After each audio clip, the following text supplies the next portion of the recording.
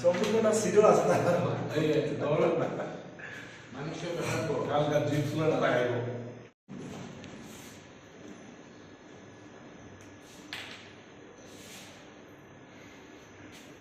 Teacher নেই স্কুলের মধ্যে, শিশু বিহার স্কুল থেকে সাবরুমের ছোট স্কুল, সমস্ত স্কুলে একই অবস্থা। কলেজগুলোর মধ্যে প্রফেসর নেই, স্কুলে হেডমাস্টার নেই, প্রিন্সিপাল নেই।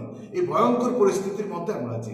স্কুলে শিক্ষক না দিয়ে মেধাকে হত্যার চেষ্টা হচ্ছে, বেকারকে কাজ না দিয়ে তাকে অন্ধকারে ঠেলে নিয়ে যাওয়ার যে গভীর ষড়যন্ত্র, তার বিরুদ্ধে আমরা ভারতের গণতান্ত্রিক যুব ফেডারেশন ত্রিপুরা রাজ্য কমিটি, উপজাতি যুব ফেডারেশন কেন্দ্রীয় কমিটি আমরা ঠিক করেছি আগামী 14ই মার্চ আমরা একটা যুব জমায়েত সংগঠিত করব।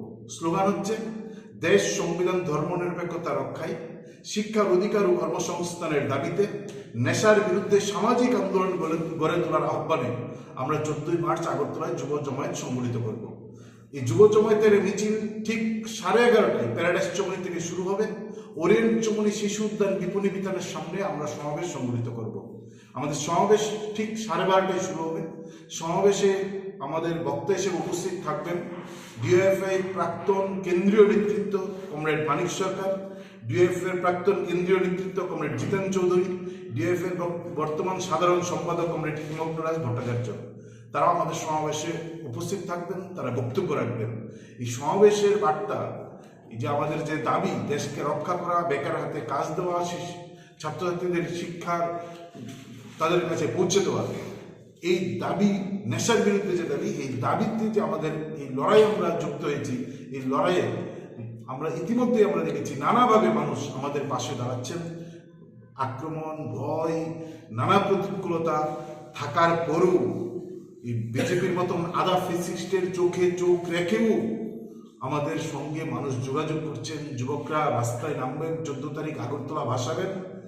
এবং যারা যুবক না, অতীতে যুব আন্দোলন করতেন কিংবা করতেন না, মনে করছেন যে আন্দোলনটা জরুরি, আমরা যাদের কাছে গিয়েছি অভিভাবকরা, তারা আমাদেরকে নানাভাবে সাহায্যের হাত বাড়িয়ে দিয়েছেন।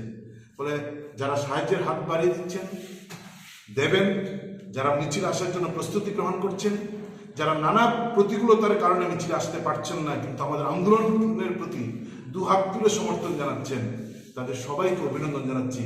আমরা আহ্বান করব সমস্ত অংশের যুবক যুবতী যারা এখন মনে করছেন যে না ঘরে বসে কিছু একটা হয় কিনা, আমরা তাদের কাছে আহ্বান করব না, একমাত্র বিকল্প বামপন্থী ছাত্র যুবরা। এই বিকল্প বামপন্থী ছাত্র যুব বাদ দিলে অন্য কোনো জায়গা নেই।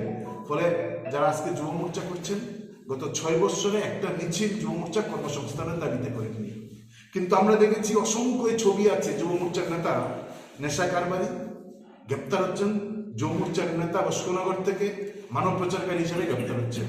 ফলে আপনাকে এমন একটা সংগঠনের কর্মসূচিতে আপনি সামিল হবেন যে সংগঠনের তারা দাবি তুলে বেকার হাতে কাজ চাই, যারা খেতে পায় না তাদের মুখে খাবার চাই, মুখে দিয়ে বাঁচবার অধিকার জন্য যারা লড়াই করে, এর নাম হচ্ছে ডিওয়াইএফআই টিওএফ।